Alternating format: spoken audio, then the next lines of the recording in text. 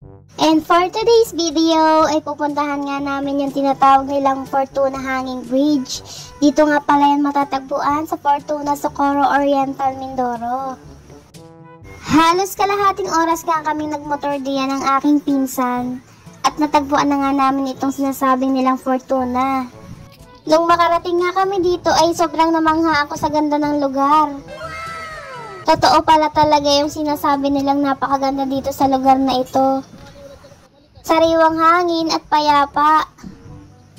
At kaya naman itong pinsan kong si Makmak ay nakalanghap ng sariwang hangin kahit papano bago bumalik ng Manila. Nung makita ko nga aring tulay, sobrang napawi ang aking pagod sa pagmumotor.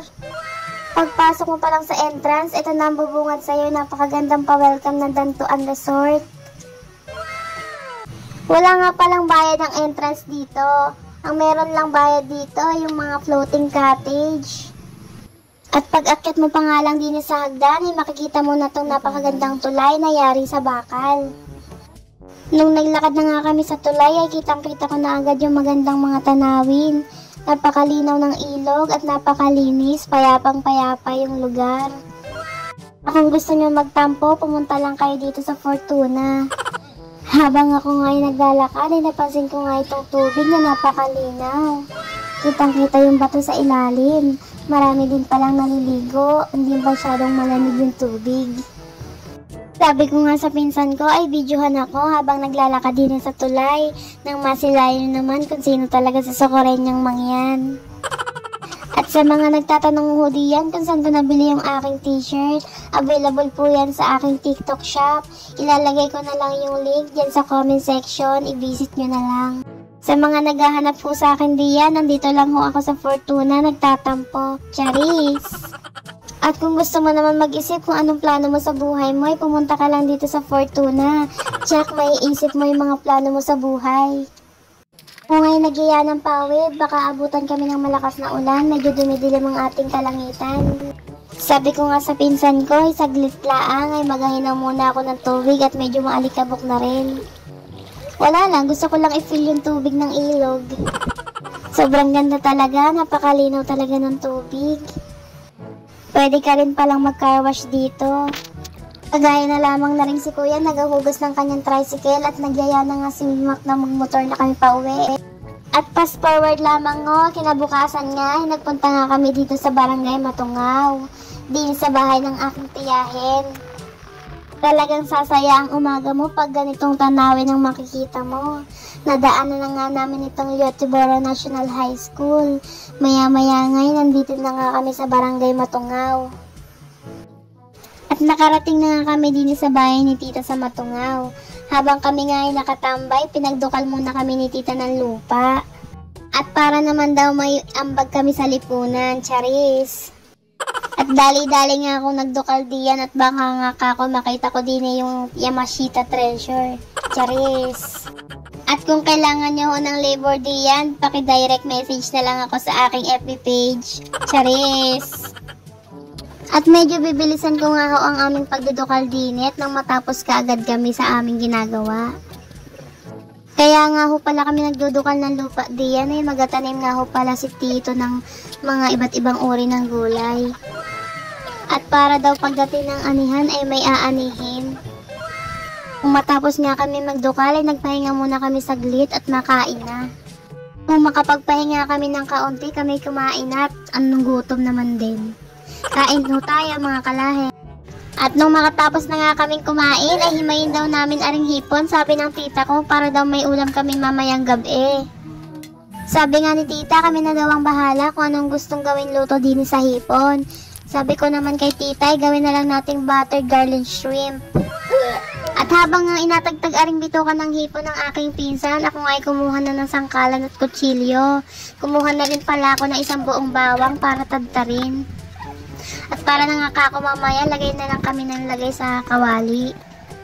At nung ako nga'y makapagbabaga na diyan ng uling, ako nga'y nagsalang na diyan ng 2 kilohing tulyasi. Nung mainit-init na nga aring tulyasi, ay nilagay ko na nga aring butter. Tutunawin ko na muna pala aring butter bago ko ilagay yung mga ibang sangkap. Lumipas nga mga 3 minuto, medyo tunaw na ang ating butter. Nung matunaw nga ang ating butter, isunod ko nang nilagay dito yung ating tinadtad na bawang.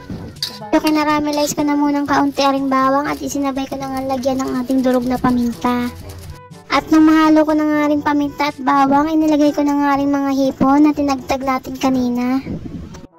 Hinalo ko na nga palang mabuti yan para maluto ang lahat ng ating mga sangkap, lalo na yung ating mga hipon. Nung matapos nga mga 5 minuto, naging kulay orange na ring hipon sa ating paghahalo. Sinabayan ko na rin ang lagay ng Knorr seasoning mix para naman mas malasa. At syempre, hindi mawawala dyan ang ating pangmalakasang Sprite. Ay, Este Mountain Dew pala kasi wala akong nabiling Sprite sa tindahan. Yan lang ang available. Bago ko nga pala ilagay dyan yung Mountain Dew ay may bawas na, masarap kasi. Maya-maya nga tinakpan ko na ito para nangaka ko maluto agad yung hipon. Nung makalipas nga ang 10 minuto ay binuklat ka na agad ang ating taklob at arin na nga at nakulo na ating hipon. Solve lang ulang pang mamayang gabi. At pagkatapos ko nga magluto ay nagdiretso na nga kami din sa Pinamalayan. Kami ay mapunta muna sa Jollibee Pinamalayan at mag-celebrate nga kami ng birthday ni Amber. At kami nga ay sumaglit muna din sa plaza ng Pinamalayan. Pinaglakad ko nga din si Amber din sa pataas na Rainbow.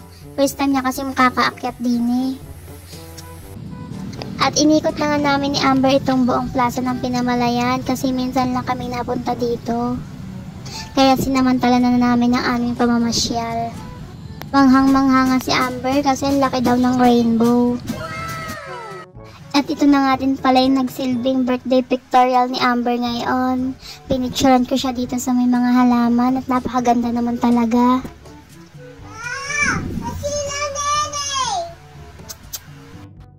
Hindi nga magkaintindihan si Amber diyan kung paano pose ang agawin. At ayun na nga, nagpa-cute na lamang sa camera. At nung matapos nga kami mag-pictorial din sa park, kami nga ay nagdiretso na sa Jollibee. Kami nga ay hindi pa nanananghalian at medyo gutuman na kami. At naghanap nga muna pala kami na pwedeng pag-parkingan dito sa Jollibee. At nung makapag-park na nga kami, excited na nga bumaba si Amber sa Bologs at pumasok na nga din sa loob ng Jollibee. Kitang-kita nyo naman dyan yung excitement. At dala na nga rin pala namin yung kinuha namin cake kanina sa palengke ng Socorro. Kasama nga pala din namin yung aking lola. At maya-maya nga, nagpipindot na dito ang aking pinsan para nga nga mag-order. Habang sila nga ay naghahintay sa taas, naisipan ko nga bilan si Amber ng balloon para naman kako feel na feel niya yung birthday niya. At nung pag-akit ko nga din sa taas, ay hindi magkaintindihan si Amber sa sobrang tuwa. Ari nga pala yung binili naming cake para kay Amber. Super ganda. Barbie theme. Maya-maya nga, kinantahan na nga namin si Amber ng happy birthday. At eto, pakinggan nyo na lang kung paano kumanta si Amber ng happy birthday. Happy birthday! Lakas! Ako! Ang galing! Day ako! Happy birthday! Lakas! Happy birthday! Happy birthday! Happy birthday ako!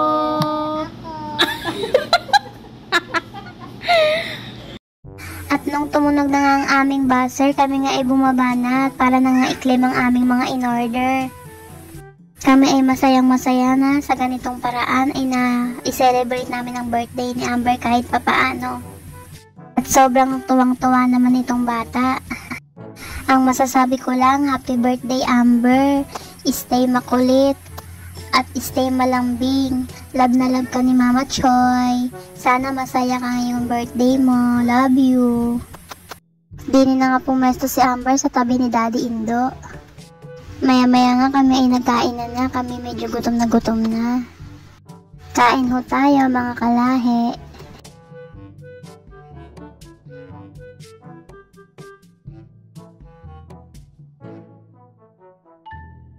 At nung matapos na nga kaming kumain, kami lumabas na para na nga kako umuwi.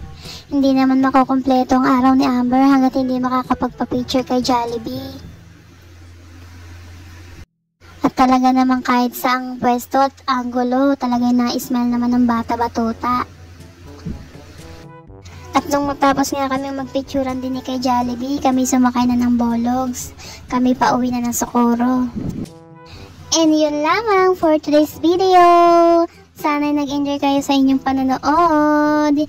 See you on my next mini vlog. Bye! 3, go! Go! Happy birthday, Amber! Happy birthday, Amber! Happy birthday! Day, Amber! Blow the candle na, blow the candle. Wish muna, wish, wish, wish! Yay! Ang galing ah!